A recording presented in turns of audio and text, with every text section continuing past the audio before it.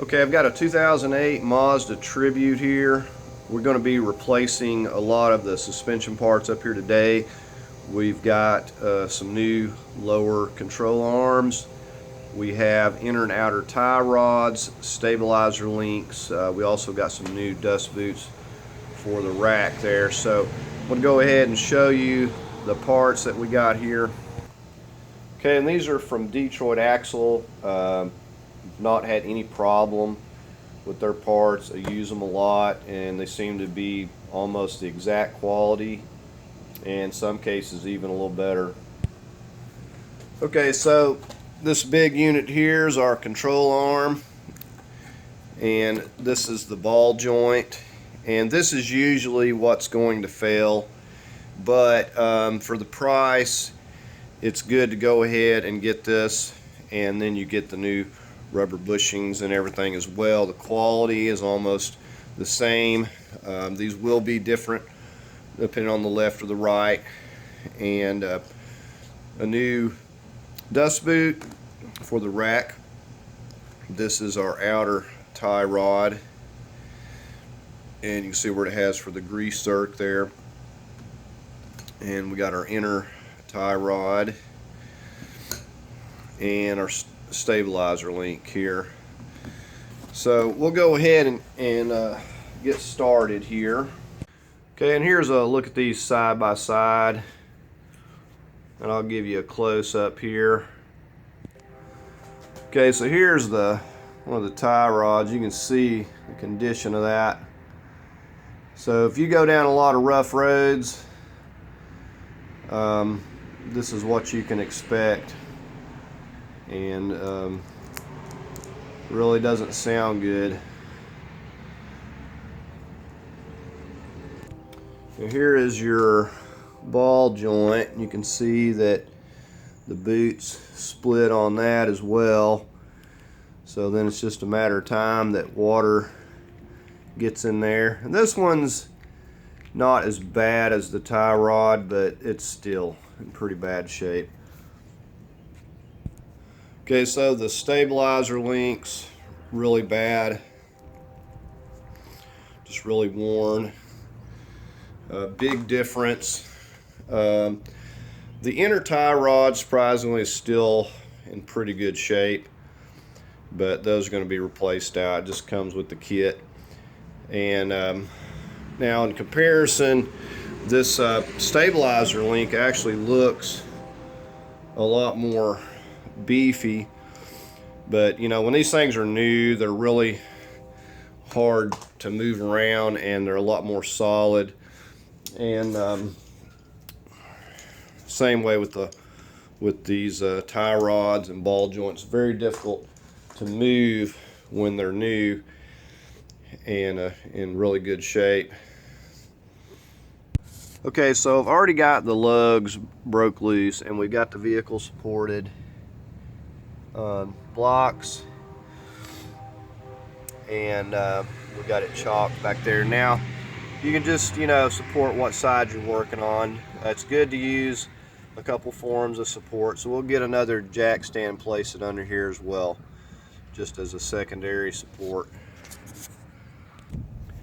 Okay, so I've got a 19 millimeter here.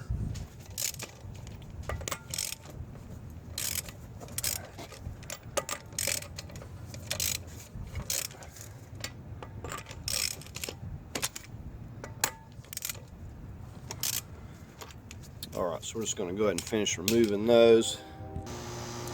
Well, I'm going to get this wheel off of here.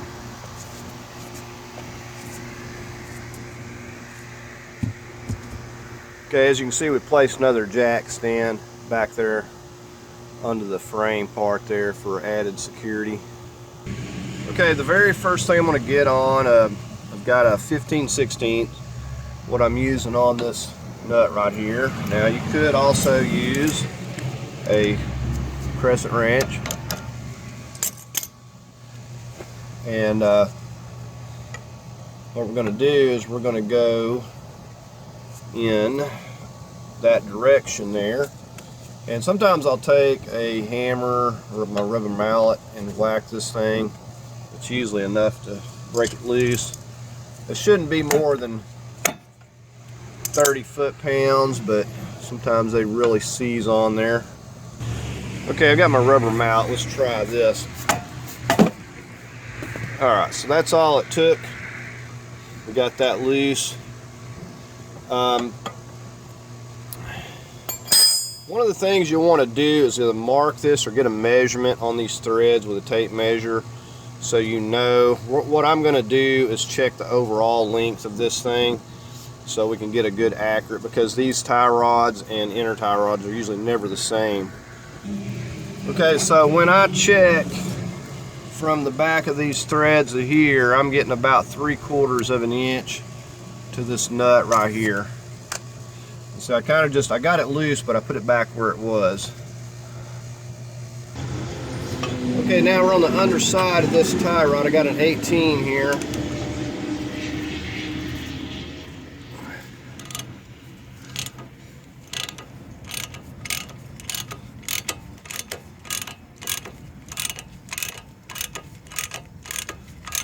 I'm going to completely remove this nut here.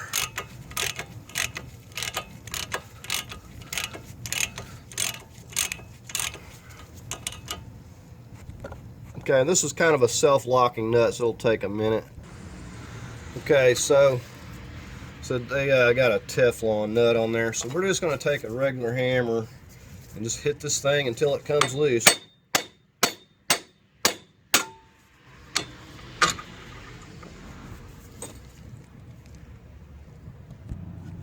Okay, so we know where this is located now, and you know you might want to write that measurement down. So we're going to go ahead and spin. Unless this thing is messed up or rusted, it should spin off of here no problem.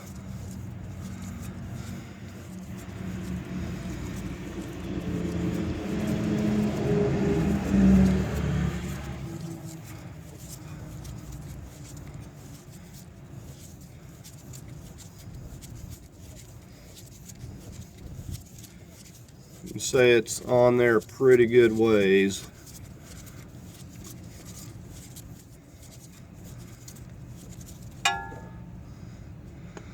Okay, so now the only thing left to remove is this nut here, and I'm going to give you a better view here of removing this inner tie rod boot and everything.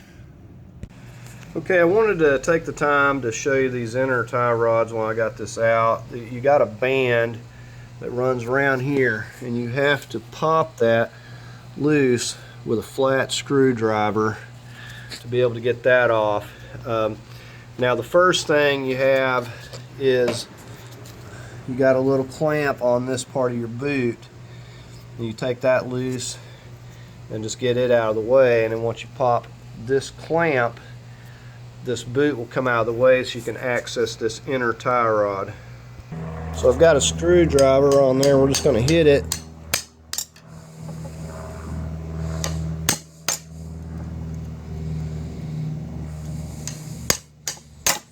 And there you see it just pops right off. And you just go back with a zip tie. Okay, now for this one here, you just need some needle nose or pliers. You just pull that right out of the way. Okay, now just to show you, this will pop off of here. You're able to pull that up and out of the way, so now you can access this. And I'm going to go ahead and show you removing this here as well. Okay, so we got this tool here. You can get pretty much at any parts store. It's for moving these inner tie rods, and basically we're just gonna, normally you would just slide it on there, but I'm leaving the outer to do this, and I'll show you the other part.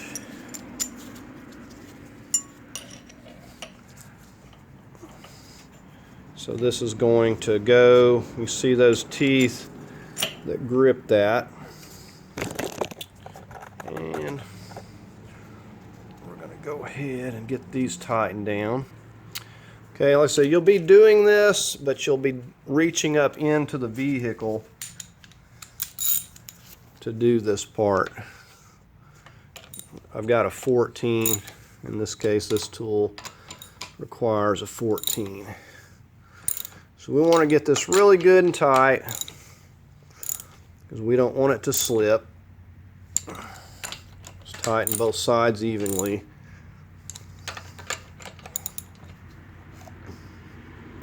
That's pretty tight right there. Okay, so now we're just going to take a 3/8. I got some extensions. I'm just going to be using a big extended handle ratchet. It's going to be pretty snug. So we're going to take this and just fit it right into here. And it will be pretty tight to start with. Okay, so that's all there is to that. Now we can just spin this right on off of here. You can see that's all there is to that. Okay, because the new inner and outer tie rod is going to be made a little bit different, what I'm going to do, I put this back to where it was. You know, we had 3/4 of an inch here. I'm going to measure the overall. I just left this on here. I've got new inner and outer, so I'm just putting this back together. So when I go to the center line, you imagine a center line, which is going to be right down the center where this is going. So when I come to the end of this right here, the end of this, I'm going to hook that right there, and I'm going to come to the center line of this, and what I get, it's about 15.5 roughly, pretty close, about 15.5 right there, maybe 9/16, 15 and 9/16. So that's what I'm going to do when I get the other one. I'm going to set it up temporarily and measure it out so I can figure out exactly where this little jam nut needs to be. And I'm basically going to measure just like I did here, from here to here, and that's going to get me pretty close. So when I go to lining this thing up with string, I'm not going to have to, you know, mess with it a whole lot. And of course, you know, I would do the same exact thing on the other side. Okay, so I wanted to show you what I was talking about here. If you look here, you can see the way this is made. These threads go down much farther than on the original. Now this thing, I can assure you, is threaded in just as much as it was on this one, but the threads are much farther down. So you're not going to be able just to measure from the threads. So you have to find a point to measure from, and it becomes kind of difficult because they're made differently. So other than making a mark, this is the easiest way to do it. So what I've done is I just set it up, and so you know we were 15.5 to the center line on this one here. So on this one, because they got this grease cert here, it's even easier just to come from the end, or 15 and 9/16 rather. And I mean, that's going to be exactly the same as it was once this end is tightened up. This is going to be exactly the same as this was setting up. So when I go to lining it up, I'm not going to have to just turn this thing a whole lot. So that's how I do it, and it works out pretty good. So we're going to go ahead, without further ado, we'll get this inner tie rod. Now other thing I'll mention, I do like that this nut here, you notice this jam nut's much bigger than the aftermarket, so I like to use these. So I'm going to take that one off and actually put it on here. Okay, one more important thing I forgot to mention. There is a spot on this that you hold with a crescent wrench or another wrench to be able to get this off, because a lot of times the tie rods will stick, and this nut will too, so you'll need to hold that. You'll notice they've got a spot right there to either put a wrench or a crescent on. So I'm going to hold it there while I'm turning this. And sometimes these are a pain, and the nut may not be any good if it's rusted and corroded, so you just use the one that came with a kit. I just like these because they're a little bit wider and look a little bit beefier. Okay, went ahead and installed our tool securely before we go up in there with it. Okay, I'm going to use some high strength Loctite.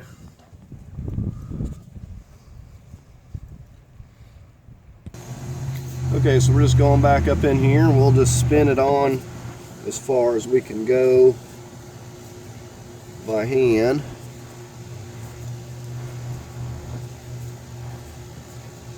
So they do have another tool for installing these. I've got other videos where I'll use those.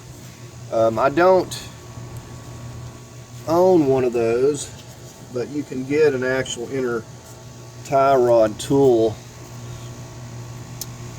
that's essentially a big bar that goes around this. I'm going to go ahead and get my extension on here. We're going to torque this down to 85 foot-pounds. Okay, so I got my long extension and I got my torque wrench out here on the end. Okay, so we're just set up with it out here like this, so we're clearing this with a long extension. Okay, so we're going to start torquing this down. Hopefully this won't move.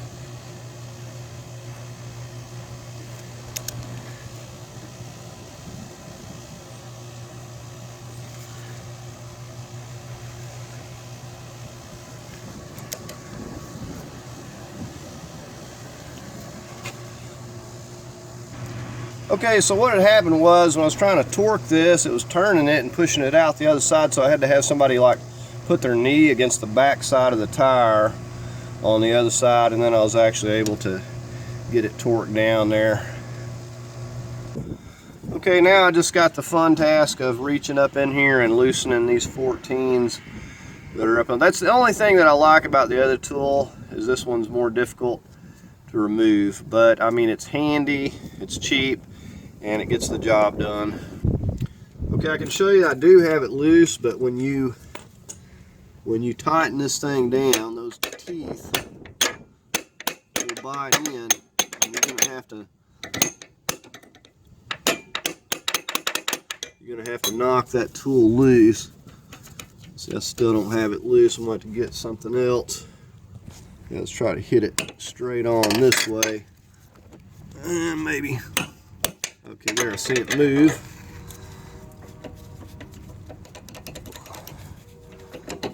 Okay, so there we go. It was just hung up a little bit. All right, next step, we're going to go ahead and get this boot on here. Okay, getting ready to slide this boot on. Go ahead and take your zip tie. Now, you want to make sure to get that zip tie located where you can actually do some good. I'm going to put it on like so. And it's very important that you make sure that you get the zip tie fastened right in between those areas, or it's going to slip off on you. Okay, so I'm just going to get it loosely on there and go ahead and feed it up into place. And just get this in between, see these little clips right here? Push that up in between those little clips. I don't think these things would ever move even without a little clamp. However, the original clamp will not fit on to this particular boot. It's a little thicker. Okay, so just keep pushing it up. You can put some lithium grease on here to make it a little easier. Until we find our first, okay, right there. And it'll go in between those right there. So then we're going to go ahead and get this part up here, which it's kind of hard to show you. That's why I wanted to show you removing the band without, because you pretty much just have to feel at this point. Make sure it's around the part that it's supposed to be around, and feel and make sure that your zip tie is in the right position there before you go to snugging it up. And just get that zip tie as tight as you can get it with your hand. Okay, because like I was telling you, this is a little bit thicker, I had to put a different size clamp on there. Just don't forget to put that on. Okay, now we're going to go on with this jam nut. Now I've got some tape on there just as a reference, but I will be taking that off and measuring it. I want to try to get it as close as I can. Said I'm going to be running some string, but the less I have to move these, the easier it makes. Okay, now we got our outer tie rod. I don't have the grease zerk in yet. I usually like to leave that out until. Alright. So this will screw down very easily. We're just going to go down till we touch that jam nut, and I'm going to take that tape off and just remeasure it from the threads there and make sure I've got it where I want it. And we won't tighten this jam nut up. There's no point in tightening it because we're going to have to adjust it. Once we get it adjusted, then we can tighten it. So that's probably close. I'm going to take my tape measure and take a quick look at it, and then we're going to call that good. So I just like to get these tie rods out of the way since they're the most fun. Okay, the next thing we're going to be working on is this control arm. Now, something that I didn't mention, you would want to, prior to lifting your vehicle, you can get a measurement from the center line of your wheel up to your fender, where your fender is there. You can get a measurement as far as bolting this horizontal bolt back, or you can just do what I'm going to do. I'm going to get the weight on the vehicle, and I'm going to weight and tighten that one and torque it down. So that's how I'm going to do it, because it's just as easy to do it that way. Okay, so this is the bolt that's going actually through the subframe as well. Don't worry about it falling because you got another bolt and studs and stuff on both sides that are holding it. So you're going to need a breaker bar, or at the very least a good extended handle ratchet. It's going to be pretty snug. And we're just going to start taking this loose here. So we're going to get this vertical bolt out first.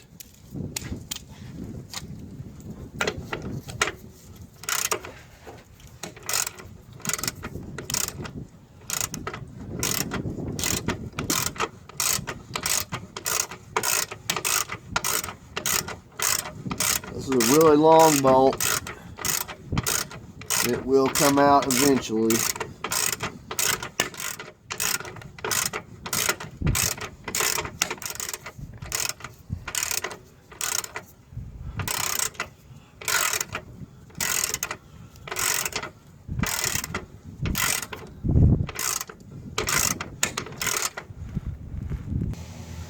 Okay, finally got it loose. So there's that.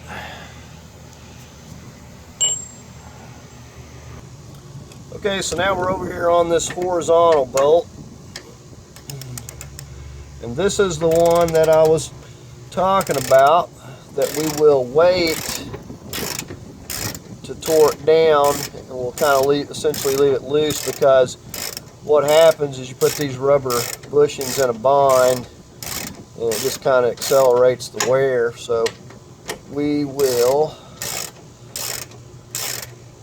not be torquing this one until we get the weight on it.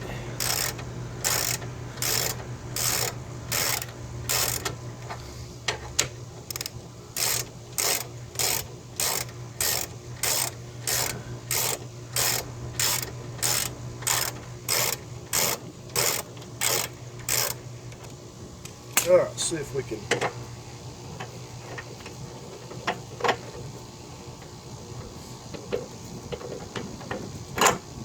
All right, so now we got that bolt out. So we just got one more bolt and nut here. Okay, this is your pinch bolt. What we got here is a 15 millimeter. This is a Teflon nut. we're going to start removing it here. We also got to hold it on the other side. Okay, so here's the 13 on the other side. We're just going to hold it with a wrench here.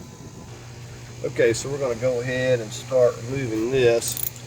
Now, I will say that you want to be delicate with this bolt when getting it out.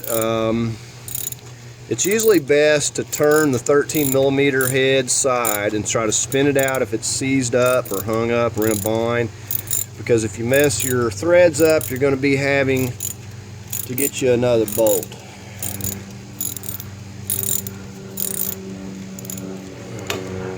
You want a good grade 8 bolt. Okay, so here's that. Okay, so we're going to see if we can push this through here. It's actually coming out. So, surprise. Okay, so now what we have to do is we got to get, you'd either want to get like a pickle fork, crowbar, pry bar, something. We have and start trying to pry this down. Now, simultaneously, we want to go into this pinch point here. Let me show you that. Okay, you can see this. This is where it comes together. You want to take something. In this case, I've got like a pry bar. You want to get in there and you want to pull that apart and force it apart.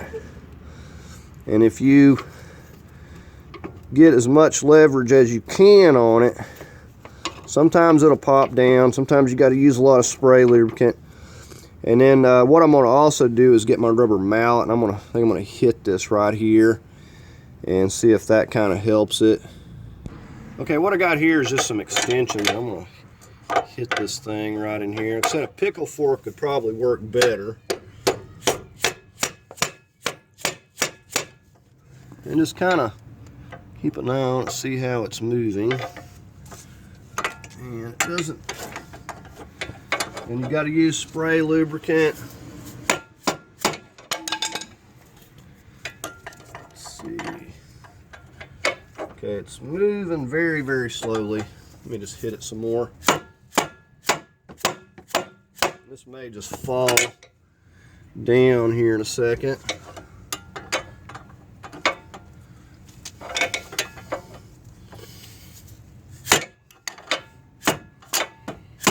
Spray lubricant is your friend. Okay, it's just about to fall. So let me move this back safely here.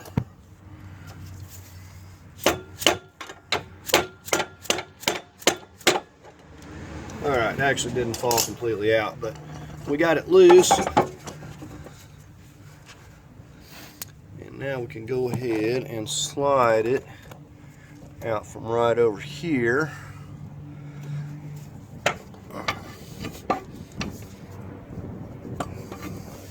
Sometimes you got to rotate this out as well, kind of get it to turn loose. For whatever reason, it's kind of hung up. So there we go. Just like the other one I showed you, completely ripped. So this is what happens when you go down dirt roads and rough roads.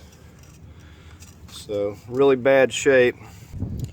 Okay, you'd be tempted at this point to go ahead and put the control arm back, but we're not going to do that because we're replacing these stabilizer links. We're going to go ahead and get on that next. And as you can see, it's a little easier to get back here to that back nut with that control arm out of the way.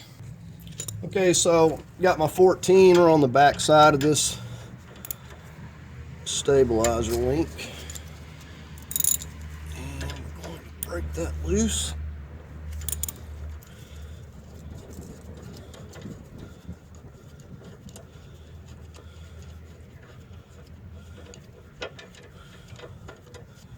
Right, so there's the lower one out of the way.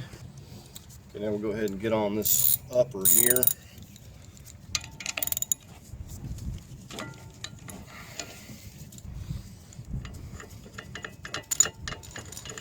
Now sometimes these things seize up and you can notice the little Allen headed part there. You have to hold that and actually use a wrench. Impact will sometimes just break them off if you got one of them. Sometimes I've had to cut them off because they wanted to be difficult. So there we have it. Go ahead and get our new one over here. Okay, so there's no right or wrong way. Pretty much you just put it back in.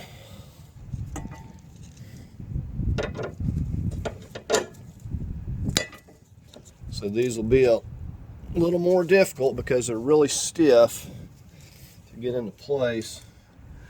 Now these come with their own self-locking nuts that are 14s as well. So we're going to get the bottom one in place first. So these are locking, so you don't have to worry about the Loctite with these, but they take a little doing to get them tightened down.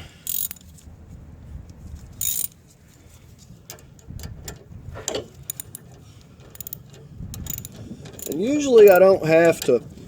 These also have a spot where you can hold them there, but usually I don't have to do that. If I do, then I'll get a 14 wrench and an Allen over here and hold it. But most of the time they're not so bad that I have to do that. Usually I can tighten it all the way down.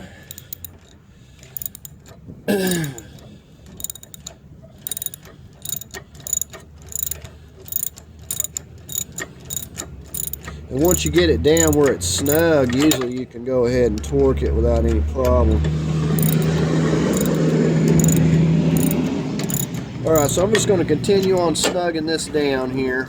Okay, so we're getting this one here in place.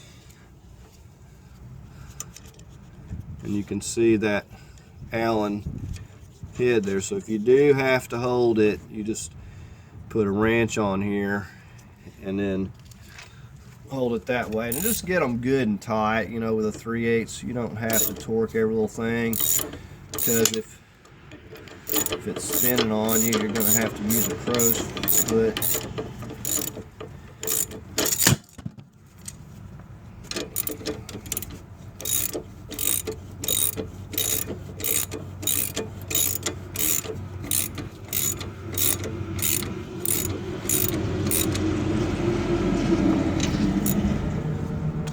Right.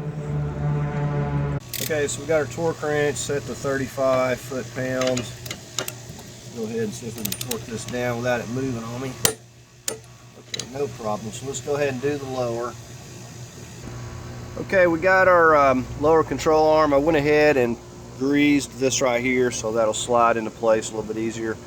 And I usually like to start with that end. I'll start it into place back there. I'll kind of work that part around and get the bolt going through it, and then I'll get the big vertical bolt. Just seems to work out the best. Alright, so we're fixing to work it in.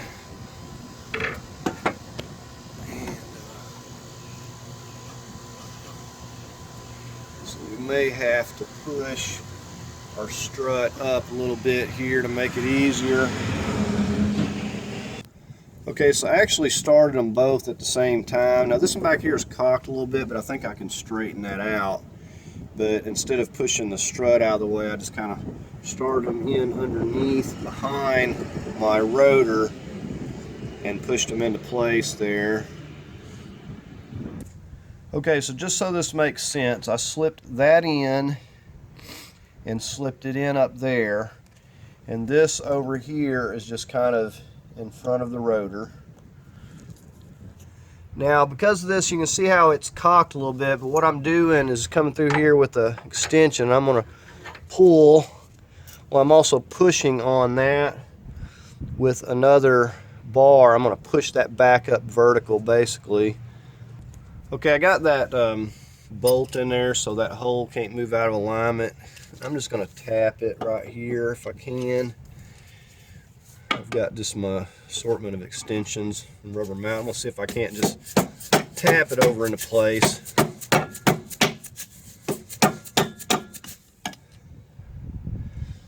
Seems to be going okay.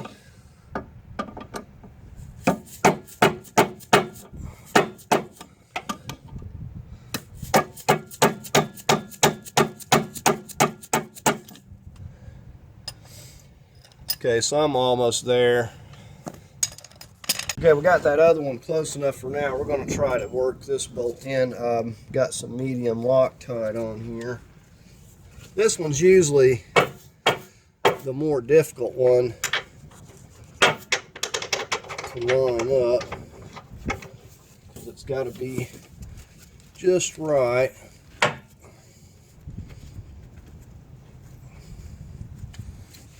So we'll see. Into alignment here. Don't think that we are.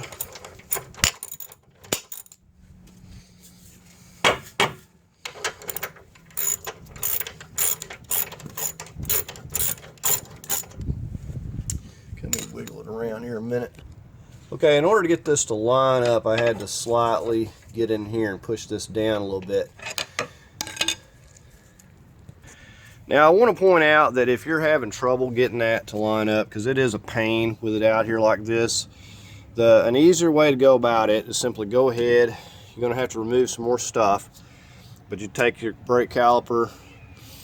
You already got the tie rod off, so you take this knuckle loose right here and just pull this out of the way with take your CV axle nut and push your CV axle back, take the knuckle off, and it'll actually go on a lot easier. It is a little more difficult with all this here because it's pushing it down, and it makes it just more difficult to line everything up, as you can see. So we got that bolt in there. It said it's got a little place on the end to kind of get it started, so you really don't have to worry about the threads getting boogered up. At least you shouldn't. But we got that one loosely started, so we're going to go ahead and work over here. Okay, we're going to work this ball joint in before we get that big vertical bolt there. If you got some grease on this new one should go into place fairly easy. You do have to bend it and get it lined up with your hole there, but it should go into place. Let me get my rubber mallet here. It's really more of a lining it up as opposed to it not fitting. It just has to line up. So I'm just barely tapping it. And we need to watch through here when that little indentation or groove gets where we need it. That's when we need to stop so we can get our bolt through. And so we can see it's not lining up just quite yet. Tap it a little more. So like I said, you don't want to get rough with this bolt. It will mess your threads up. I've had to fix them before. Let me get a closer look at it here. Okay, we ran into a little bit of a mishap here putting this pinch bolt in. Basically, this ball joint bottoms out at a certain point, and you cannot push it up any farther because it's like got a lip where it's machined. So I guess the groove was just slightly off, and when I went through, it hit on. So I had to take my round file and go through there and just kind of get the corner off of it. But anyway, I thought I could go through with this, and it caught on that corner and rounded my threads off. So I had to go get another one. This is an M10 1.5. It is also it's the same bolt. It says 10.9. Let me get it out of the package here and show you. It's the same identical bolt. I was actually kind of surprised they had this at Tractor Supply, but it's the same bolt. So if you run into that, I know you can go there and get one of these, So we're going to go ahead and hopefully I've got that corner filed off. Also got some locking nuts. I may use the old one because it's got more of a flared edge on it. So we're going to attempt to go back through here again. Okay, bottom line is make sure you can push your bolt through there easily and don't try to turn it like I did. Alright, so I've got it up to where the shank is. I don't mind tapping it from that point on, because it's not going to be hitting my threads up. Okay, so I'm going to slip a washer on here, and I got a new locking nut. These are a different size, so I'm going to have this here's actually a set 17, but we're going to go ahead. Get a hold of this side over here, the 15. We'll go ahead and snug this up.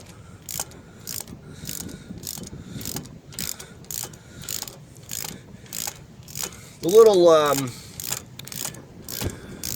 nut that was on there had more of a flared end, but this will work just as well with the washer. These threads coming through are plenty long enough.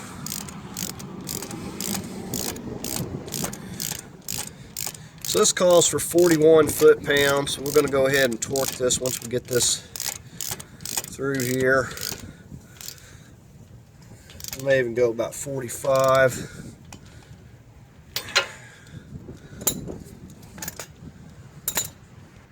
All right, let's go ahead and torque this down here.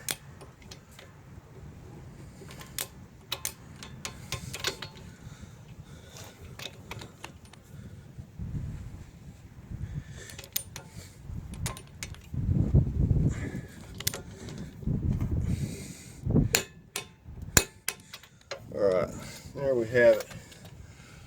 Okay, one thing I realized, I really wanted to try to do this without removing this rotor, but I will just tell you that it's more trouble than it's worth. The extra step it would take to just go ahead and take the rotors and that stuff loose.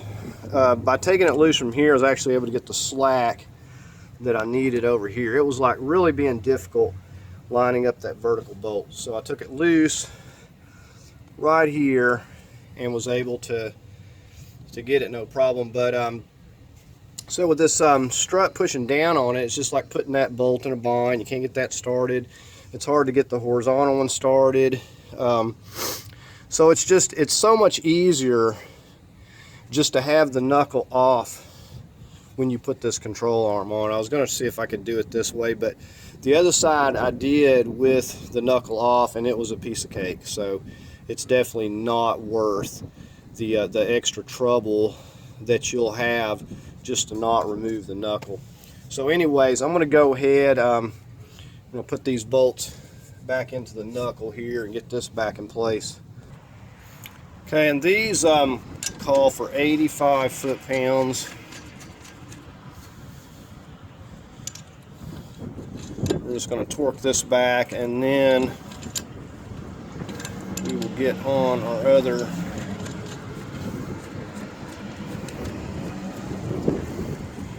we're going to go 110 on that big vertical bolt, and we'll go 85 on the horizontal one, but we'll wait till we get the pressure and weight back on the vehicle to do that one. Okay, we're on this big vertical. We're going to go 110.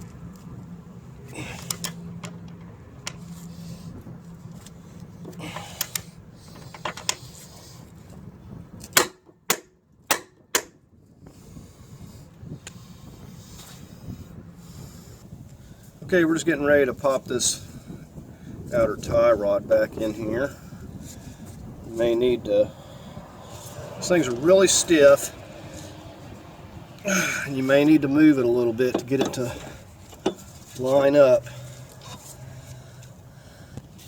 Okay, so I've got it moved enough, move the knuckle where it will actually line up. I've got the castle nut. We're going to start on the bottom here.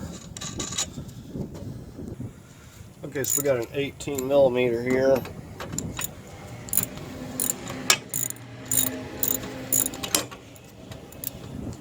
And sometimes this will spin on you. You'll have to tap it down to prevent it from doing that. Okay, we got it snug. We're going to get our torque wrench on here. Okay, we're going to go 41 foot-pounds on this.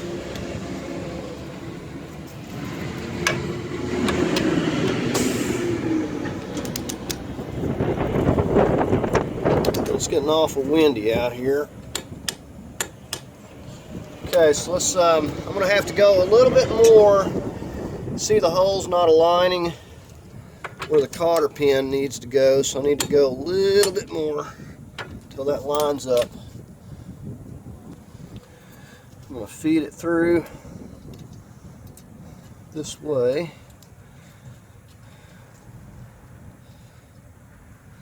I'm going to turn it like that. I'm going to bend it around the back. Okay, so we're going to bend it kind of around this nut here.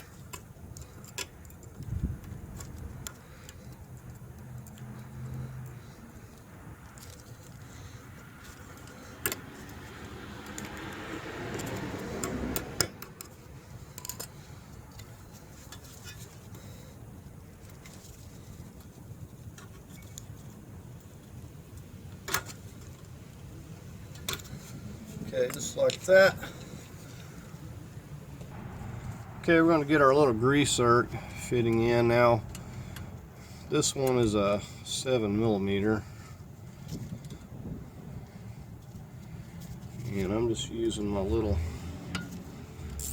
tiny ratchet here. You do not want to tighten it very much. It'll strip and then that's all there is.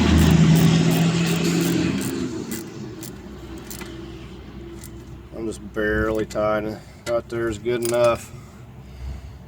Okay, the only bolt we ain't tightened is the horizontal bolt, 15 millimeter. Now I'm not going to do that just yet. I'm going to go ahead and put the wheel on here.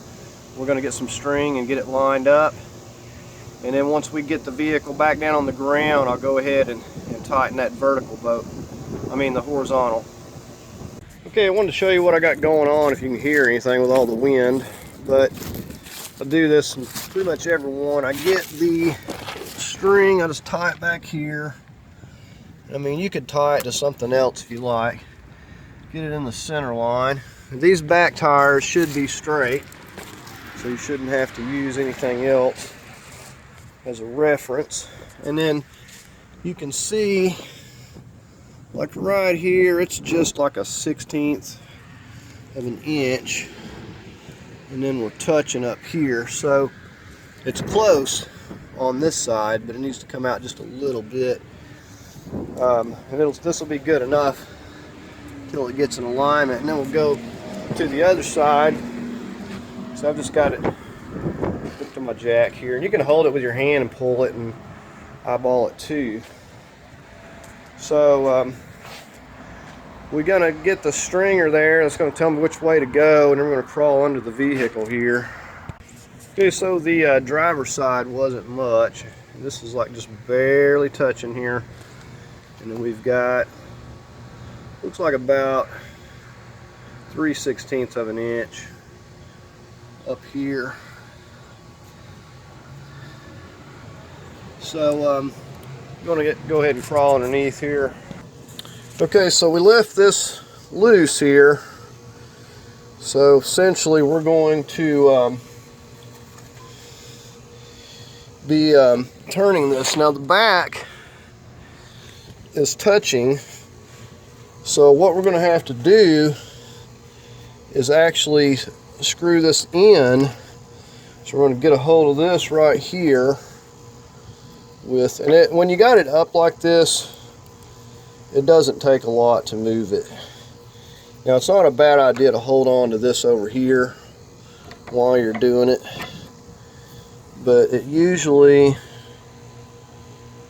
is pretty easy if I can ever get this adjusted right here. Still not right.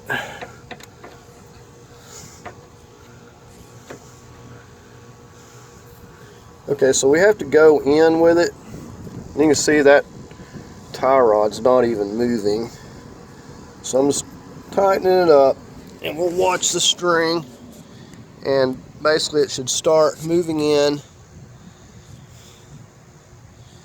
and then we're going to adjust our string and get another look at it, because it should.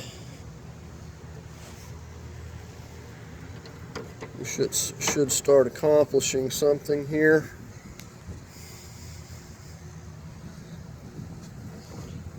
Okay, something's my crescent keeps slipping off over here.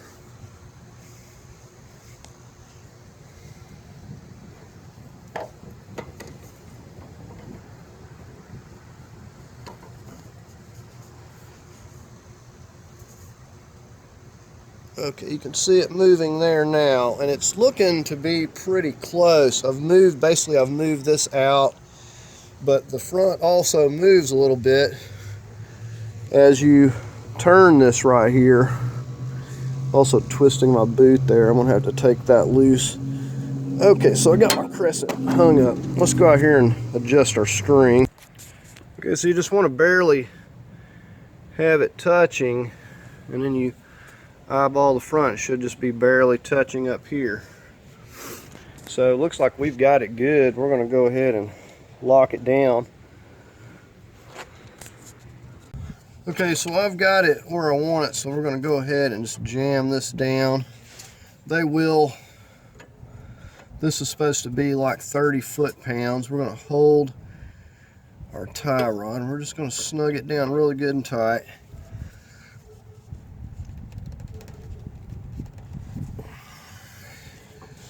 They will have to get on it again, get it aligned just right. We can get it close, but until we can get an alignment. All right, so there we are. We'll go back out and check our strings again, just make sure everything still looks good. Okay, so at this point we're just going to get the vehicle back down onto the ground, and we're going to finish tightening that horizontal bolt. Okay, I'm just up there on that 15 with a long assortment of extensions, and I know that it's not going to be in a bind now, so I'm going to go ahead and just tighten that all the way down. We're going to go 85 foot-pounds here. Okay, and with any luck that'll stay on the bolt.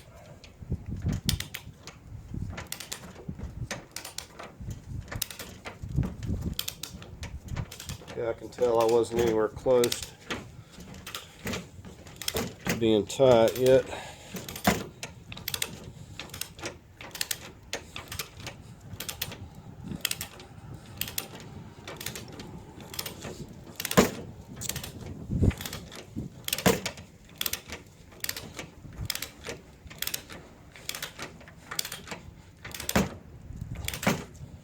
Okay, I think we're about to get there.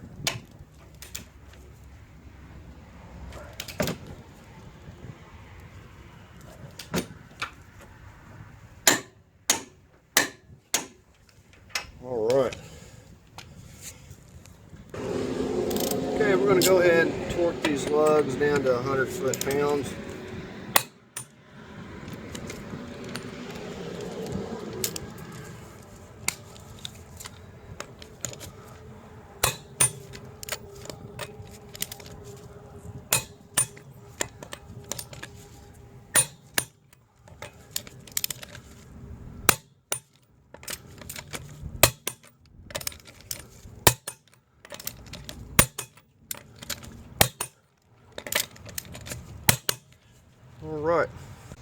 Alright, so that's going to do it for replacing these ball joints and tie rods up here. I hope you found the video helpful. If you did, please give it a thumbs up. As always, I invite you to subscribe, and thank you for watching.